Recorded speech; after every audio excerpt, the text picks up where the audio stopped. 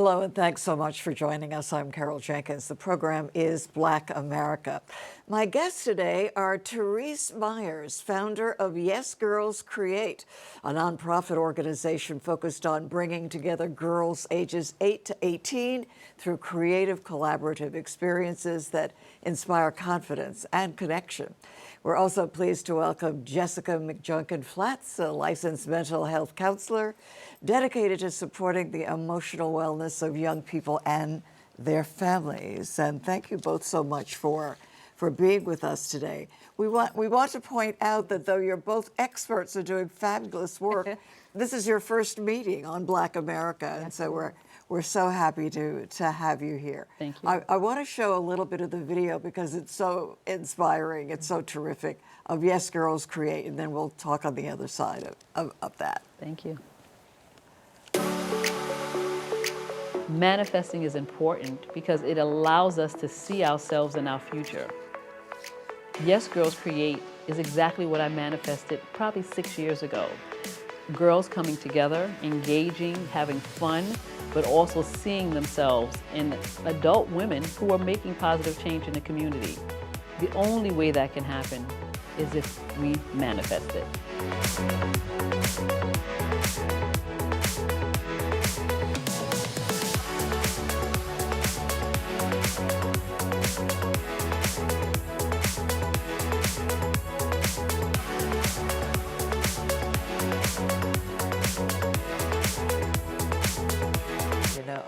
I could look at those faces all day long, and to see what you have done in the now what, almost 10 years. Yes, approaching 10 is it's unbelievable. Even just sitting here looking at it and being in those moments and the smiles and watching the transformation. The confidence that they are exhibiting. That is really just such a wonderful thing to see. So the impetus for starting this great organization? Literally, I was riding the Long Island Railroad one day, and I said, there has to be something more for my life.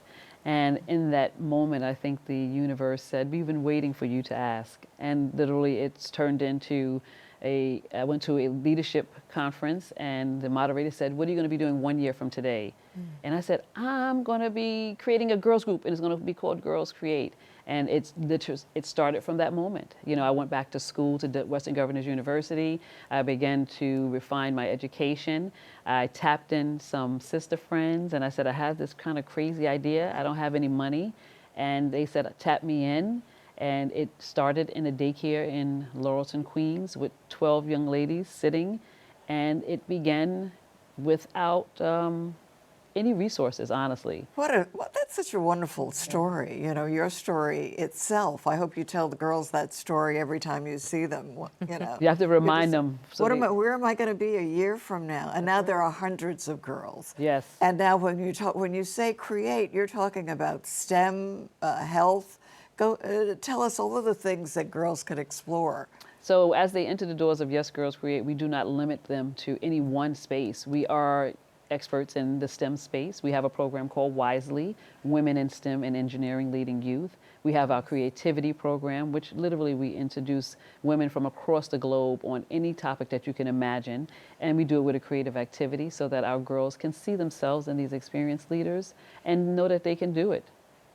And you take them places, you bring in the people, women who succeeded. How does that work? You work on a monthly basis with all kinds of events in between that. Yes, so we are membership based, and we do have pay as you go or come as you go, whichever you choose. And we meet monthly, generally spaces in Queens or Brooklyn or Long Island, depending on the topic.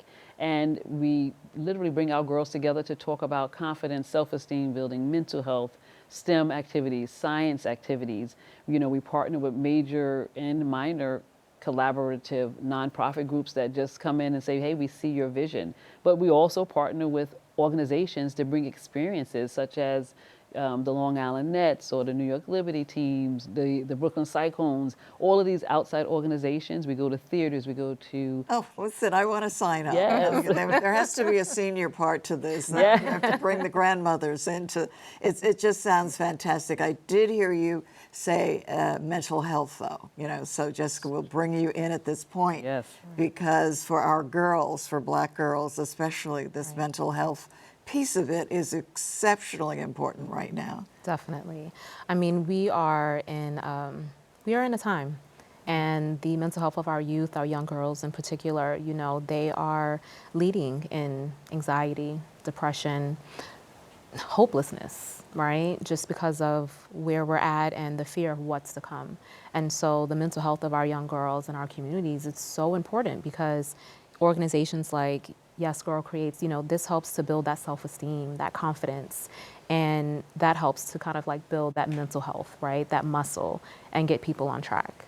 Yeah, so many of us lose or don't recognize the signals that we need to pick up on when our girls are in trouble.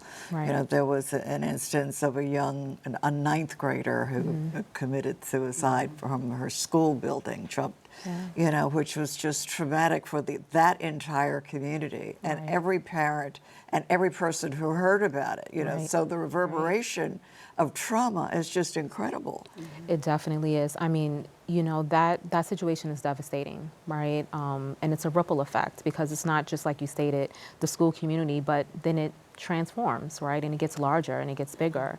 And we're currently seeing an increase, right, in our suicide rates, our completions. And it's a topic that we don't really spend enough time on because of the fear of, what will this increase the likelihood? And the science behind it is that it doesn't, right? Having these conversations related to these aspects of mental health definitely support our communities in being aware of the supports that are around, right, that are necessary. What do you think is driving, this increase? As you use the word, not only thinking about it, but completing it. You use the word complete the suicide. So depression definitely can lead to it, sadness, relationships with people, right, like friend groups, right, things that are happening, aspects of social media, kind of like that doom scrolling. When I work with students or young adults, I'm always asking, what's your algorithm like? Because you never know what one is looking at. Our phones hear us, they listen to us, and you never know what's coming up on that screen. And so what are you taking in and receiving that is impacting your thought process and how you're feeling? And then we just have also just various social issues, right? There are still people living in poverty, right? There's neglect, there's lack of resources, and those are all impactful to our young people. And then stigma, that's always going to be present because of the fear of what will that say about me if I acknowledge that I don't feel that great.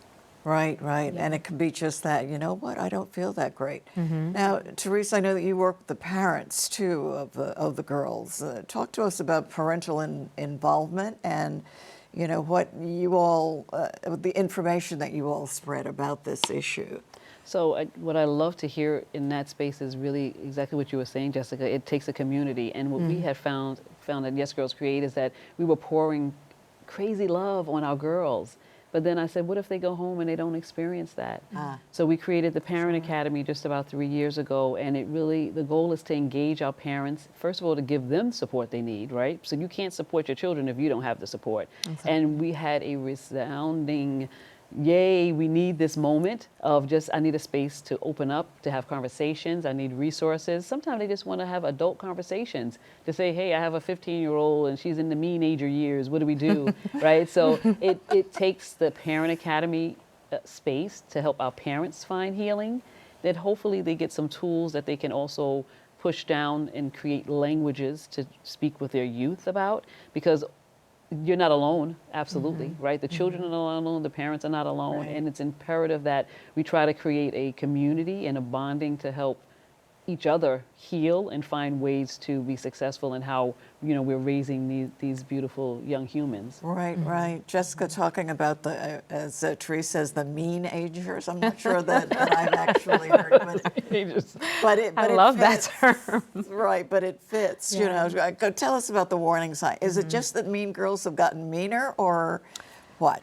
You know, I can't say they've gotten meaner, right? But it's more impactful nowadays because, yes, we've been through it, right? We've been in school and we've had these encounters, Right. but it weighs so much heavier on our young people because there are not a lot of services sometimes available, the access, right? So you having this program that outreaches so many individuals, hundreds, right? Yes. These are ways that we can support our young people in having outlets, right? Other ways to think, other perspectives to have, other ways to engage with other people, not just the circles that we create in our school communities, but being able to meet different types of people, have different types of experiences. And this helps to downsize, right? Right. Some of those warning signs that come up.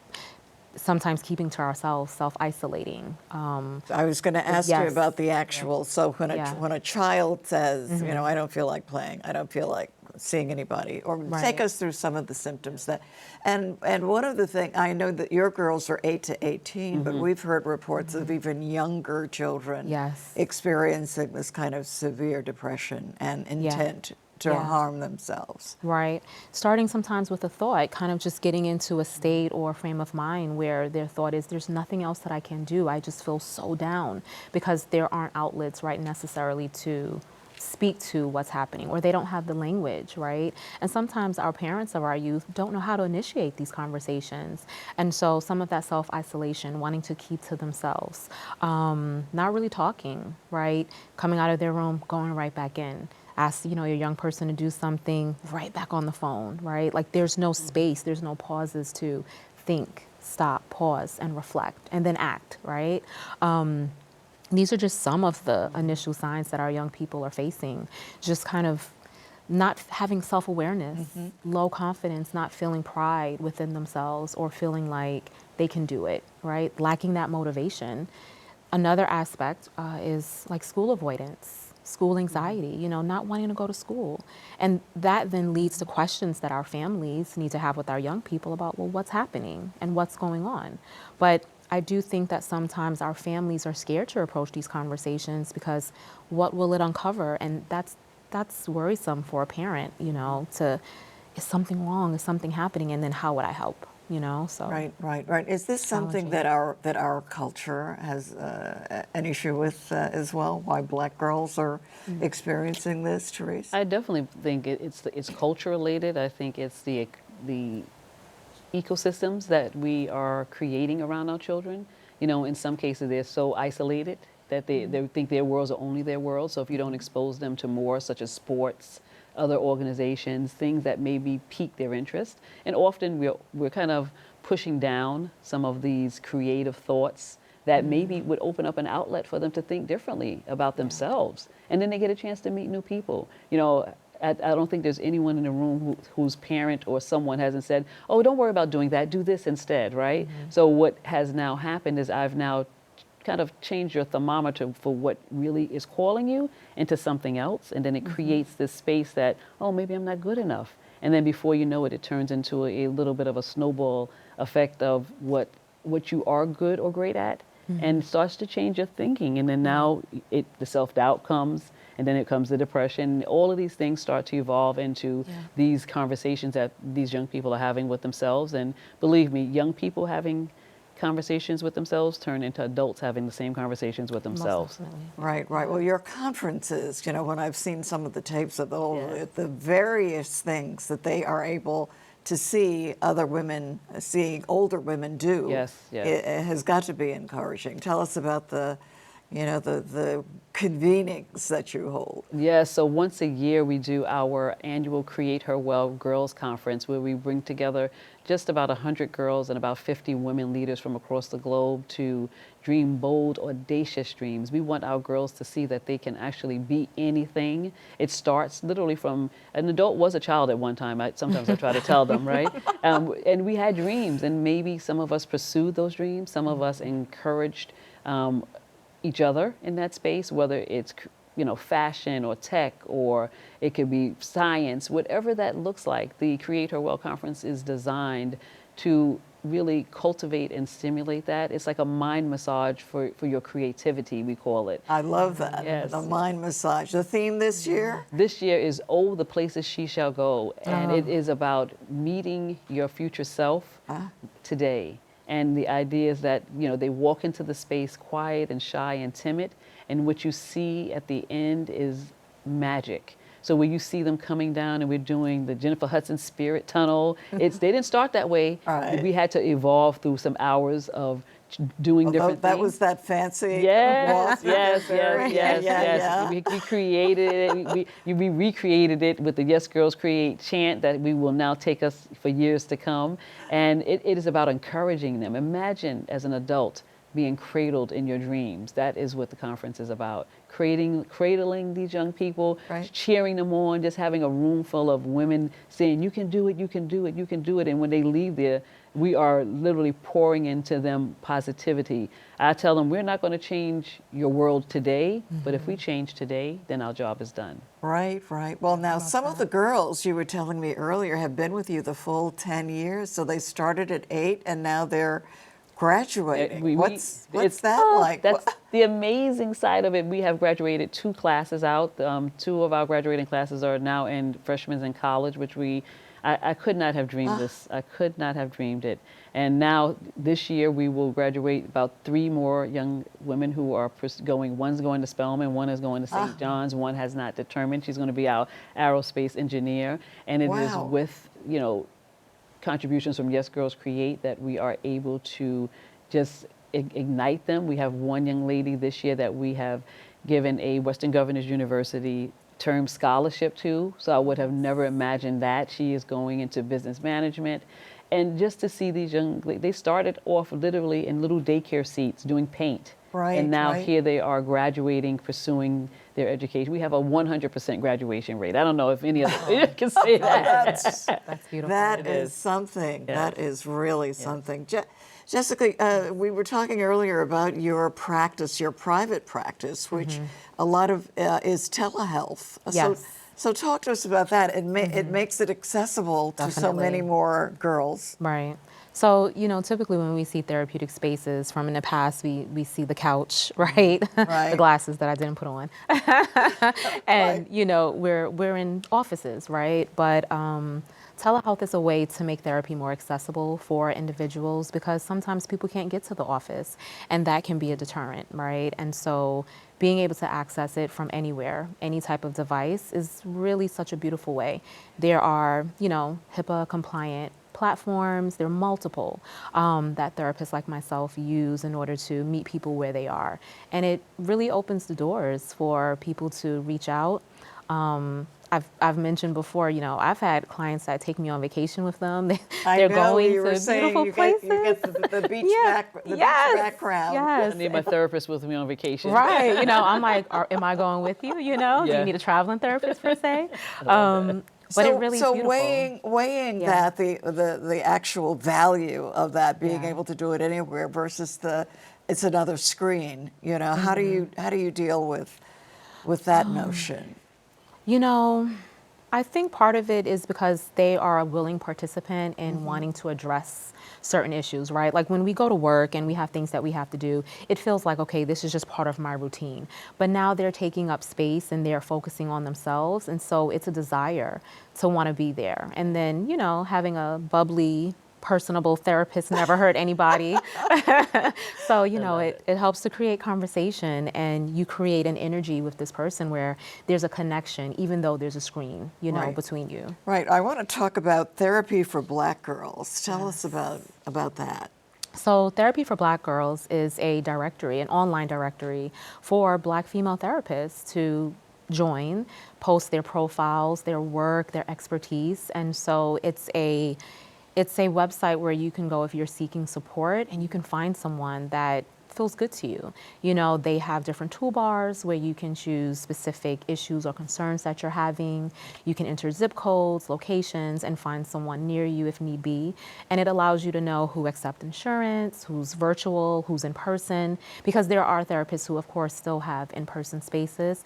And it's just, it's a beautiful community where, it's wonderful. Right, and it's a national organization as well. You put in your zip code and you're able to find someone. Yes. Well, if it's telehealth, you don't necessarily need someone who is close to you, but at least, you know, if you're looking for. Right.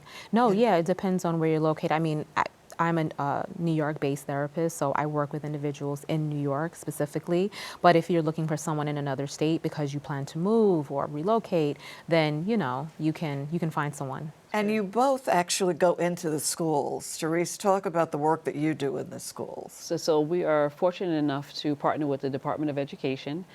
So my team goes into middle schools, high schools, elementary schools, and we bring our Yes Girls Create program there. What we do is exactly what we do in our spaces that we meet each month with. We bring in social, emotional, and mental health learning with a creative activity for boys and girls. So the boys are trying to infiltrate us. They come in, and believe it or not, they absolutely enjoy it. I think they see the fun, creative space. The last month we brought in self-care with Avala Beauty, a Brooklyn-based brand, and showed our young men how to create body butter and care for themselves. Nice. So with partnerships with these amazing women organizations, our amazing therapists, we are able to create unconventional ways of learning, right? What a better way to learn about self-care than by doing, creating it yourself, and then now having the conversation around what does it look like to care for myself, whether it's in the mental space or the physical space, whether it's your inner child that you're working with, they loved it. Well, Jessica, tell us about, when now you're dealing with the girls and the boys, Carol Gilligan, who's done a lot of this research of young girls and how they relate, to the patriarchy, to the male presence, even at the school level, whether or not they fulfill themselves or, how do you deal with that when... Well, when meeting with young women who are just kind of like navigating men-led spaces, it's really about, well, what kind of space do you want to take up? You know what I mean? Because I'm always kind of working on a focus of, there are things that we cannot control, but what we can, what does that look like and how does that benefit us? And so it's really about kind of like standing in your own space, standing in your own power, and looking to uplift like that esteem, that person that we want to be, reach out to them, grab them, and start working towards something. So in these spaces where it may feel overrun by maybe male influence, okay, and what do we do next, right? Like, it's always about thinking forward and how we move things, even for our young people. I'm always asking, okay, you felt that, but now what's next? Right. How Well, long? it happens so early, too. I was Yes, it talking to does. some young soccer players about the hockey teams, I guess, in the Olympics, and the discrepancy there between how the boys, the men were treated, and the girls. And it's interesting because even at 13, they were like, oh, yeah, that's the way it goes. Right. Yeah. Start training from young, right? So that's so the, that resignation that our girls get in the male-female space. So. Yeah, but that's the way that we help to create change, right? Start changing the narrative very young, showing about equality, showing about diversity, showing that all of our thoughts matter, all of our skills matter, right? And creating the language to autocorrect immediately, right? Because what we don't change, we choose. And I think it becomes really imperative that if you're not getting it at home, then hopefully you're going to get that changed way of thinking at school, or if you're in programs that help to recreate that. Not every child has access to these things. Right. Not every parent can afford that. So, how do we do it as a community to help, raise these individuals to really be scholars and leaders, beyond where they are today? Of course, they think today is forever. Little do they know it's not. So we're, Yes Girls Create is here to show them that, but also organizations like Black Girl Therapy and many, many other nonprofit organizations are out there to help, raise up a child, whether it's girl or boy. And it's imperative that, we get the support from our communities to do that. Right. And what do you have coming up next? So we have monthly experiences each month that help our girls really dream bold, audacious dreams. Our conference is coming up again, which we are super excited about. We are planning, before you know it, our summer sessions. We will be partnering with other STEM organizations. We're going to do a summer camp. So we are excited. We're excited to engage our community. We're excited to expand and grow. And most importantly, we are inspired to empower our girls to dream.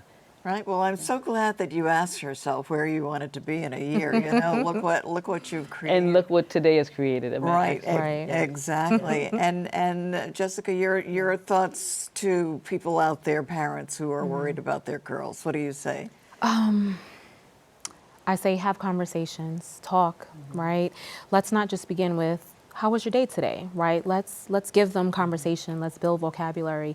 What was the best part of your day? What was not the best part? Why?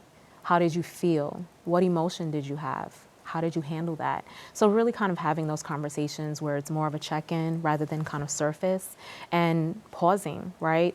Parents are busy. Yeah. I sit as a parent who is busy, but we need to make the time. We need to stop. We need to pause. We need to engage. And I think when parents are able to take a moment and engage in those spaces with their children, children will feel more compelled to open up and say, well, I didn't like this today, right? And sometimes we may, like, oh, okay, Right. but get them talking so that way they know that communication is key. Yes. Right? Getting those feelings up and out and sharing, right, starts to relieve those stressors, those anxieties that our young people are facing in the day to day. And organizations, right, community and collaboration is really what it is, right? It offers perspective and it really allows our young people to grow and dream big.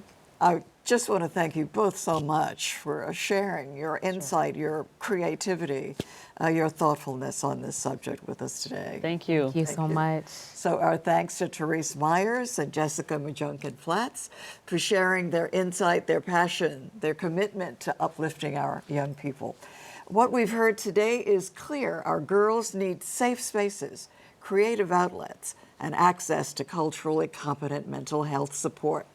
When we invest in their confidence, their emotional wellness, and their sense of belonging, we strengthen not only their futures, but the future of our communities. If you'd like more information about Yes Girls Create, visit their website at yesgirlscreateinc.org. You can also call the suicide hotline at 988. And for resources to support the mental health of young people in your life, you can check out their Therapy for Black Girls. That's therapyforblackgirls.com, and we'll list additional options on our website for you. And we encourage you to reach out, get involved, be a part of the solution. The program is Black America. I'm Carol Jenkins. Thanks for joining us. We'll see you the next time. Thank you. Thank you. Thank you so Thank much. you. Thank you. Thank you. Wonderful to meet you both.